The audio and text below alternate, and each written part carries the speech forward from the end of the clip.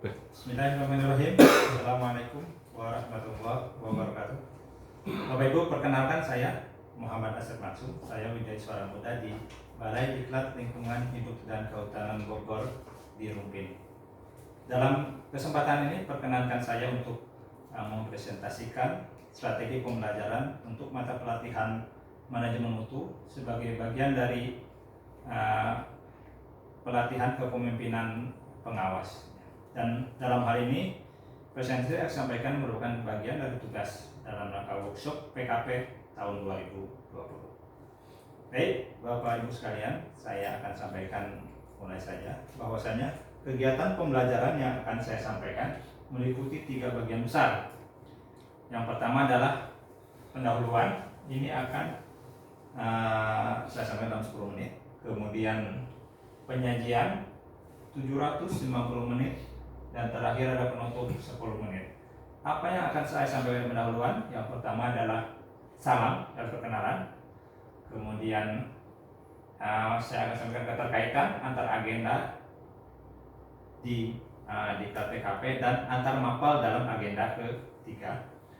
Kemudian tujuan pembelajaran, dan selanjutnya akan disampaikan materi pokok dan submateri pokok apa saja yang akan peserta dapatkan pada mata pelatihan ini. Untuk penyajian nanti akan ada dimulai dengan narasumber sebanyak kurang lebih 3 jam pelajaran, baru kemudian dilanjutkan oleh WI yang pengampu. Kemudian terakhir penutup yang akan terdiri dari kesimpulan, evaluasi, dan menutup. Adapun yang akan pertama saya sampaikan setelah perkenalan, sebagaimana tadi saya sampaikan bahwasanya akan disampaikan bagaimana keterkaitan antara 4 agenda dalam PKP. Ya.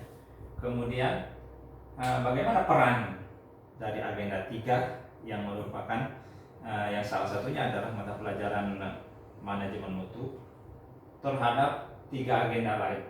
Ya. Kemudian di samping itu juga akan saya sampaikan keterkaitan mata-mata pelatihan dalam agenda ketiga, agenda pengendalian pekerjaan. Jadi ada 7 mata pelatihan dalam agenda ini, dan salah satunya adalah manajemen mutu. Manajemen mutu kalau boleh saya sebutkan adalah merupakan muara dari teknik komunikasi, peran perencanaan kegiatan pelayanan publik, penyusunan RKA, dan pelayanan publik digital. Manajemen mutu yang akan menjadi standar untuk kegiatan sebelumnya. Kemudian manajemen mutu akan untuk menjamin keberlanjutannya, maka harus ada namanya manajemen pengawasan, dan terakhir pengendalian pelaksanaan pekerjaan. Itu kurang lebih yang akan saya sampaikan sebagai untuk memperwawasan peserta apa pelajaran apa yang akan mereka dapatkan dalam sesi ini. Dan ini juga untuk kembali memunculkan memori peserta, pelajaran apa yang mereka sudah dapatkan, kita sudah sampai mana. Jadi itu kurang lebih tujuannya. Setelah mencapai keterkaitan, akan juga saya sampaikan kompetensi dasar. Ya.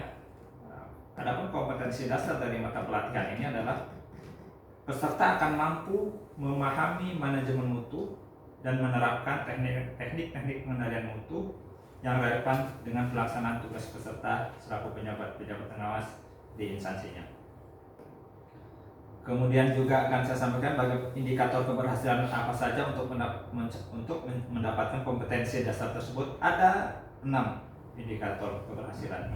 Yang pertama, peserta akan dapat menjelaskan substansi dari ceramah manajemen mutu yang disampaikan oleh narasumber. Kemudian juga peserta akan dapat menjelaskan perkembangan dan ruang lingkup dari manajemen mutu. Dan yang ketiga, peserta akan dapat menjelaskan standar mutu menurut ISO dan SNI. Selanjutnya, peserta juga akan dapat menjelaskan sistem pengendalian intern pemerintah atau SPIP. Kemudian peserta akan juga dapat menjelaskan teknik-teknik pengendalian mutu dan teknik-teknik yang relevan dengan tugas peserta di instansinya. Dan yang terakhir, peserta akan dapat menjelaskan bagaimana cara menganalisa masalah dari manajemen mutu. Selanjutnya, materi pokok dan bagaimana metode penyampaiannya dalam pembelajaran nanti ada 6 materi pokok untuk mencapai masing-masing tujuan pembelajaran tadi. Yang pertama adalah ceramah manajemen mutu. Ini akan disampaikan oleh seorang narasumber.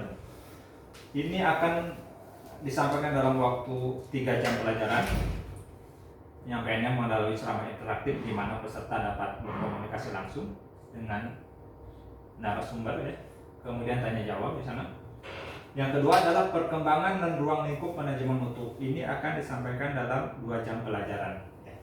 Dalam materi pokok ini akan disampaikan ceramah secara interaktif. Kemudian ada diskusi di sana. Dan terakhir akan disampaikan sebuah film pendek yang akan menggambarkan bagaimana perkembangan manajemen mutu dari dahulu sampai sekarang. Ya, produk-produk apa saja yang dapat kita katakan kualitas atau kita akan bermutu atau dikatakan bermutu, bagaimana prosesnya, itu akan disampaikan sebuah film nanti mengenai itu. Itu untuk materi yang kedua. Untuk materi yang ketiga adalah standar mutu, ISO dan SNI. Apa itu standar mutu, apa itu ISO, apa SNI, dan ini juga akan disampaikan dengan ceramah interaktif. Kemudian brainstorming. Brainstorming adalah curah pendapat. Jadi bagaimana peserta akan menyampaikan pendapat mereka dalam persepsi mereka, apa yang dimaksud dengan standar mutu, apa itu ISO, apa itu SNI, dan juga diskusi. Untuk materi yang keempat adalah sistem pengendalian intern pemerintah. Nah, ini juga akan disampaikan melalui ceramah interaktif, kemudian brainstorming, curah pendapat, bagaimana persepsi pendapat mereka mengenai SPP, dan terakhir diskusi. Untuk materi kelima yaitu teknik-teknik pengendalian, ini akan disampaikan dengan ceramah interaktif, kemudian brainstorming, diskusi, dan ada studi kasus. Jadi peserta akan diberikan beberapa kasus dan dibentuk kelompok, masing-masing kelompok membahas kasus yang telah diberikan. Dan yang terakhir adalah mata pelatihan analisis permasalahan manajemen mutu dan solusinya. Ini akan disampaikan dalam 3 jam pelajaran.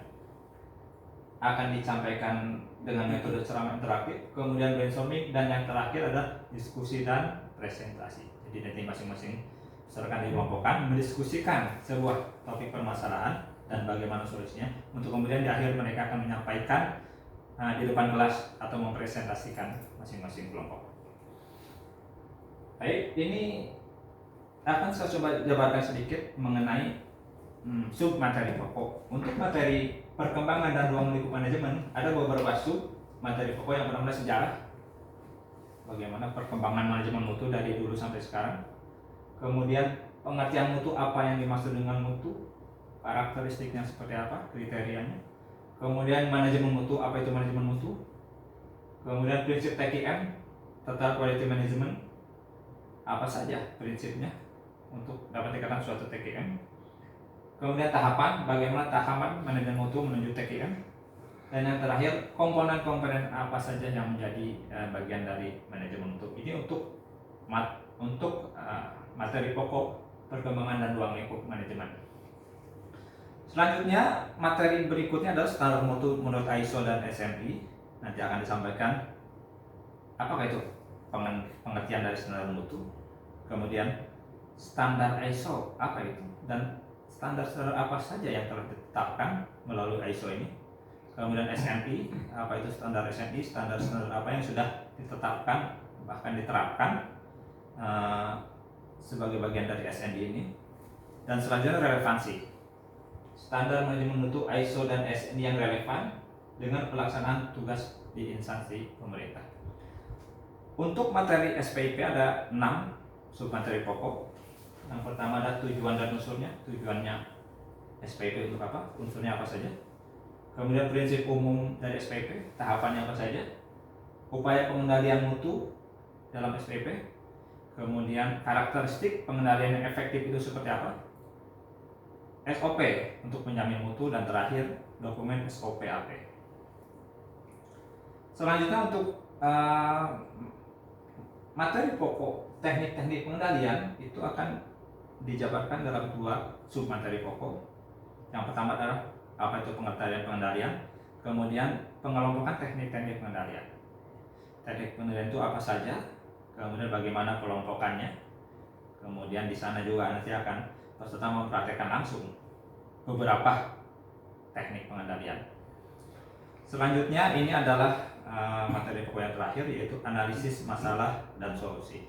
Dalam materi pokok ini ada 2 sub materi. Yang pertama adalah analisis sebab akibat, sebab masalah terjadi, akibatnya akan seperti apa, dan kemudian analisis solusi, bagaimana menganalisis solusi dari setelah menganalisis sebab dan akibatnya. Ini akan cukup menarik nanti karena disampaikan setelah diskusi mereka mempresentasikan rumusan solusi dari suatu permasalahan manajemen mutu.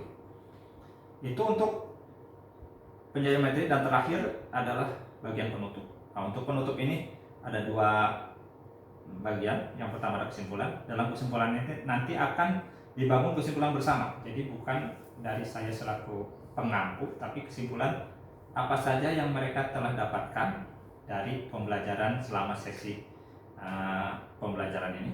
Dan selanjutnya evaluasi. Evaluasi ada 2 yang akan dievaluasi. Yang pertama proses.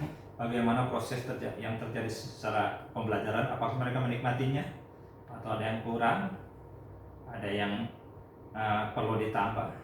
Dan terakhir hasil. Apakah mereka sudah cukup memahami dengan materi pembelajaran yang telah disampaikan untuk sesi ini.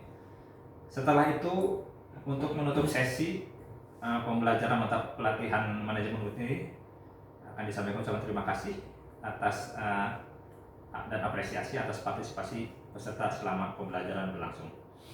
Itu saja yang sedikit yang saya sampaikan mengenai strategi pembelajaran mata pelatihan manajemen mutu dalam diklat PKP. Terima kasih. Assalamualaikum warahmatullahi wabarakatuh.